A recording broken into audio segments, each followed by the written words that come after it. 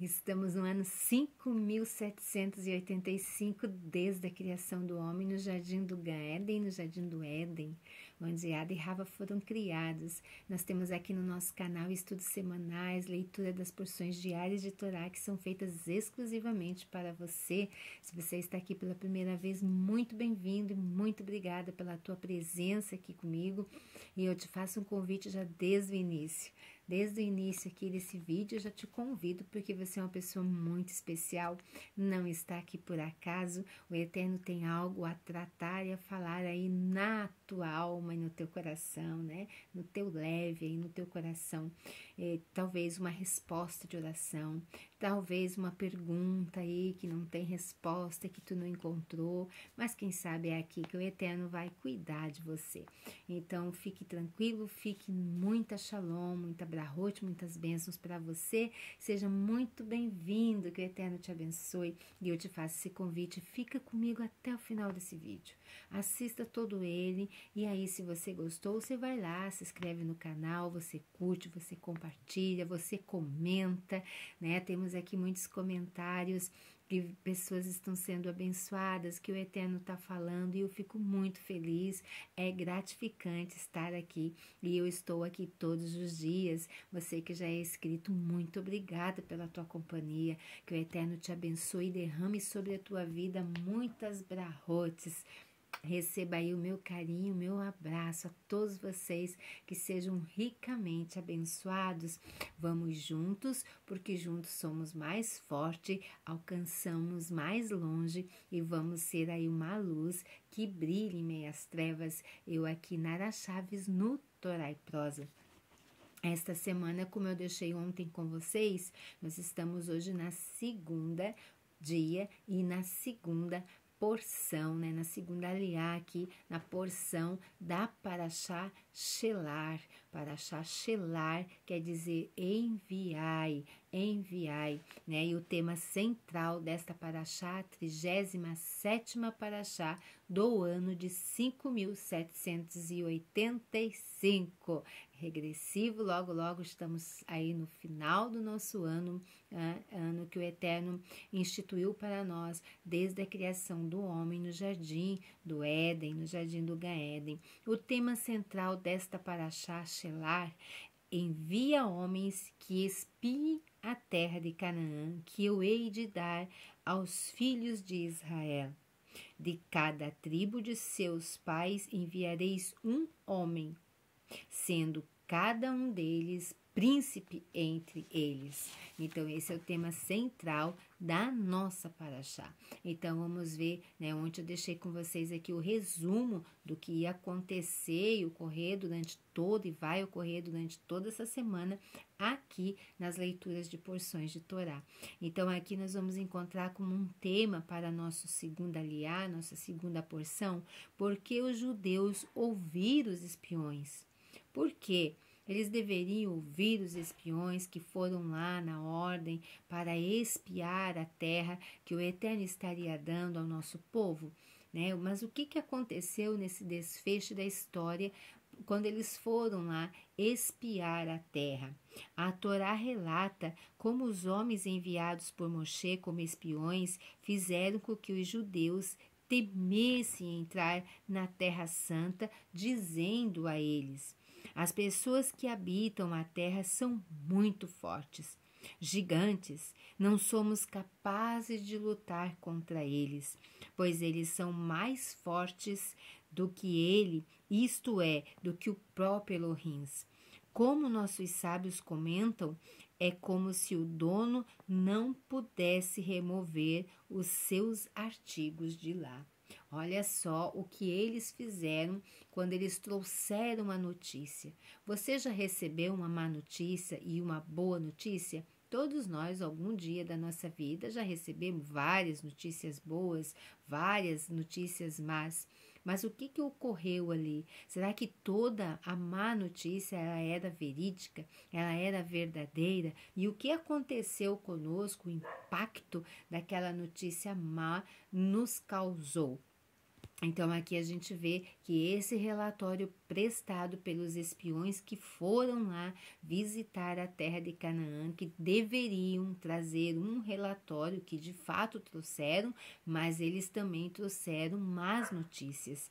Toda a história da Torá serve como uma lição para o serviço divino do povo Rudim em todas as gerações. Então, não é só a lição para aquela geração passada, mas para todas as gerações que viessem depois dela. Que lição nós podemos aprender neste episódio dos espiões? Então, vamos agora por desfecho.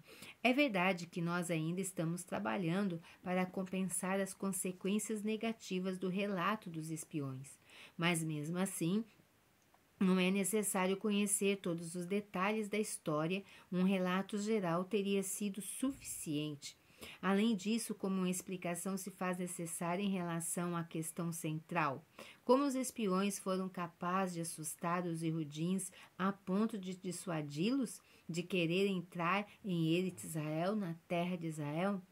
Através de sua jornada a partir do Egito, o povo tinha visto como Elohim tinha produzido milagres sobrenaturais. Por que eles se sentiram intimidados pelos habitantes de Canaã? Por exemplo, a Torá descreve o deserto através do qual os Judins passaram como habitado pelo quê? O que habitava lá no deserto? Cobras, serpentes, escorpiões. Os nossos sábios eles explicam que mesmo que essas criaturas fossem de tamanho monstruoso, eles eram mortas pela arca, a arca da aliança e pelas nuvens de glória. E assim como Elohim protegeu os judeus contra qualquer mal, ele também produziu milagres em seu benefício. Todos os dias os judeus comeram maná dos céus e beberam água da fonte de Miriam. Da mesma forma, o Elohim produziu milagres em seu nome contra outras nações, o mais notável destes sendo a devastação dos egípcios no Mar Vermelho. Tão grande foi o milagre como este que nossos sábios os descreveram como sendo difícil. Eles testemunharam esses milagres com seus próprios olhos. Por que então eles aceitaram os argumentos dos espiões? Por que eles não assumiram que, assim como Elohim tinha derrotado os egípcios, ele também derrotaria os cananitas? Essas questões são reforçadas pelo fato de que Caleb, ao incitar os judeus a rejeitar o julgamento dos espiões, não se referiu aos milagres do êxodo ou àqueles que ocorreram no deserto. Em vez disso, eles meramente encorajou-os dizendo: vamos subir e tomar a terra. Será que eles estavam com medo dos cananitas? O que será que de fato estava acontecendo ali? Porque eles eram um povo que tinham visto milagres através de muitos milagres. Milagres desde lá dentro do Egito, quando o Eterno fez lá o milagre lá, colocando aquelas 10 pragas lá e retirando até a saída deles do Egito. Depois o milagre ali da carne, do maná e outros tantos milagres que eles estavam acostumados a ver milagres. A mão poderosa do Eterno os guiava. Então, qual era o motivo deles ter ficado tão assustados com a má notícia? Qual é o motivo que nos leva a nos assustarmos diante de más notícias? Será que é o medo? Aonde que foi que os espiões que foram ali para espiar a nova terra, qual foi o grande erro deles que eles cometeram? Seria ali o medo dos cananitas? O medo, ele paralisa a nossa vida. O medo não deixa nós estudarmos, o medo não deixa nós trabalharmos, o medo não deixa nós sermos nós mesmos muitas vezes. O que será que aconteceu ali? Podemos dizer que a derrota do exército do Egito não foi suficiente para inspirar confiança em relação à batalha contra os reis de Canaã, que eram fortes e poderosos? Como declarado no cântico entoado no Mar Vermelho, quando os cananitas ouviram sobre a abertura do oceano, eles todos derreteram em temor, um temor tão poderoso que ele ainda os afetava. 38 anos depois, quando Yehoshua enviou espiões à terra. Você vê, passou 38 anos ali, para que os espiões fossem espiar a terra de Canaã. E mesmo assim, aquele medo estava tomando conta. Além disso, nossos sábios afirmam que sempre que uma nação subjuga o povo Ehudim, o Eterno faz daquela nação uma superpotência. Assim, quando os judeus foram escravizados no Egito, os egípcios dominaram o mundo, incluindo os 31 reis de Canaã.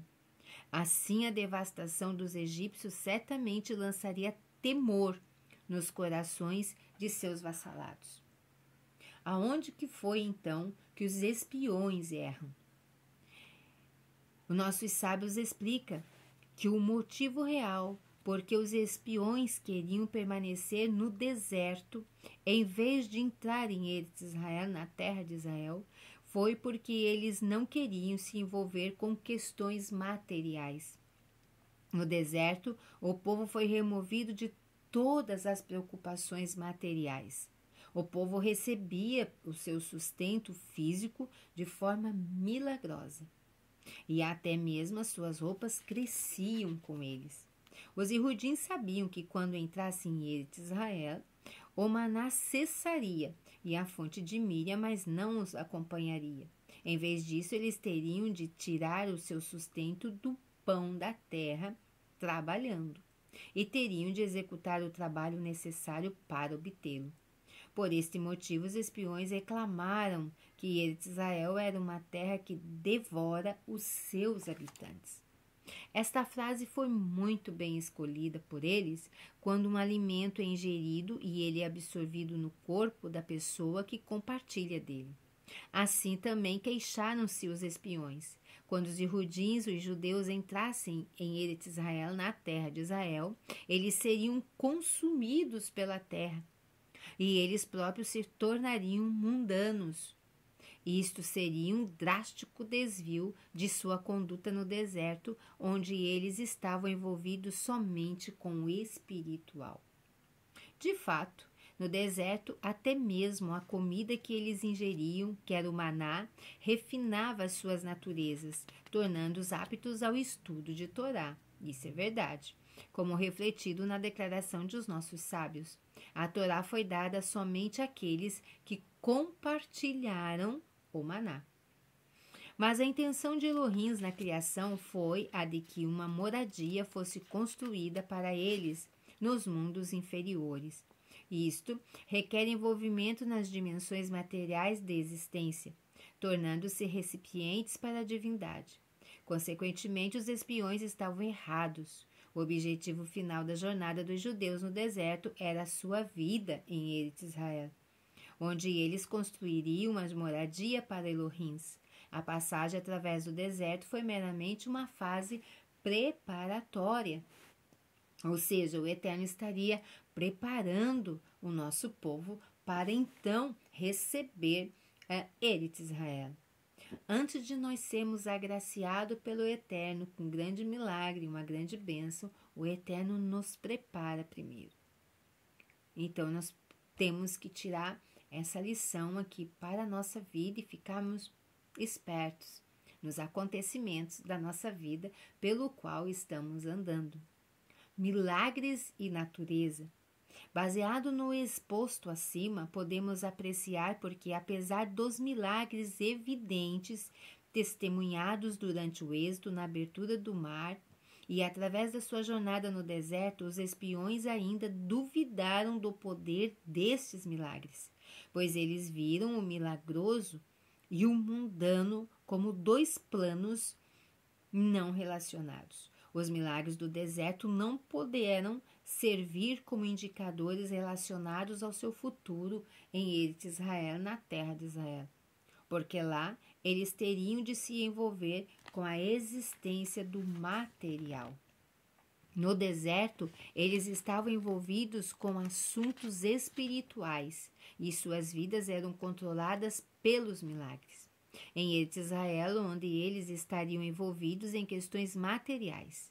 Os espiões temiam que suas vidas fossem controladas pela ordem natural.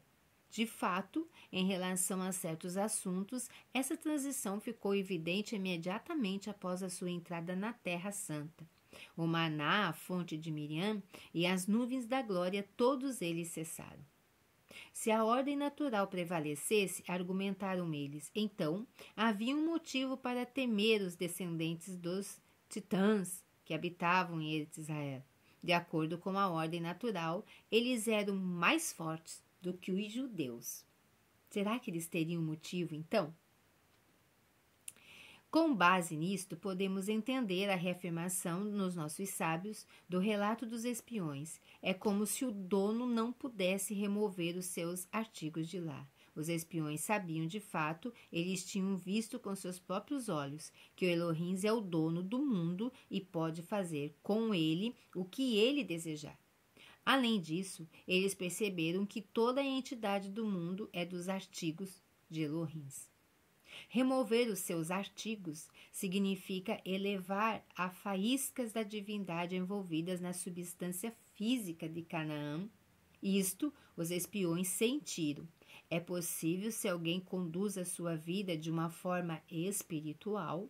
No deserto, tal conduta é possível, mas não dentro do mundo material.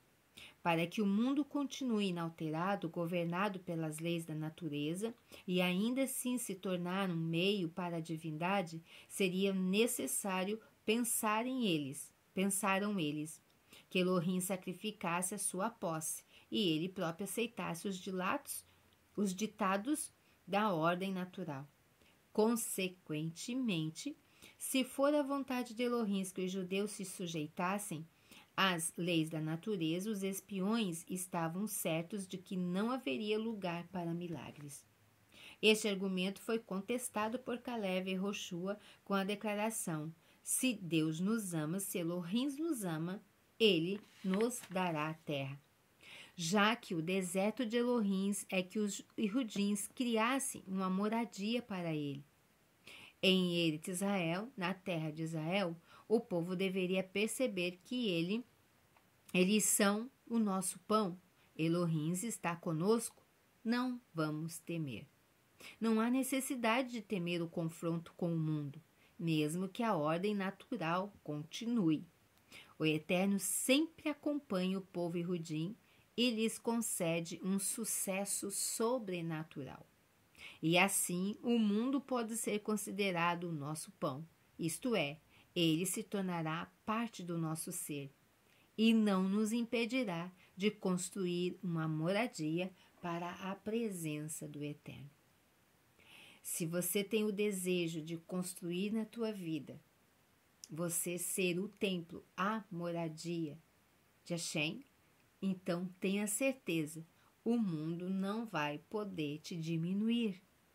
Aquilo que disserem para você, as más notícias que chegarem até os teus ouvidos, não vão poder te submergir se você estiver disposto e disposta a ser a casa de Hashem, a ser a Beit de Hashem, a ser o templo, a habitação da divina presença do Eterno nosso Criador.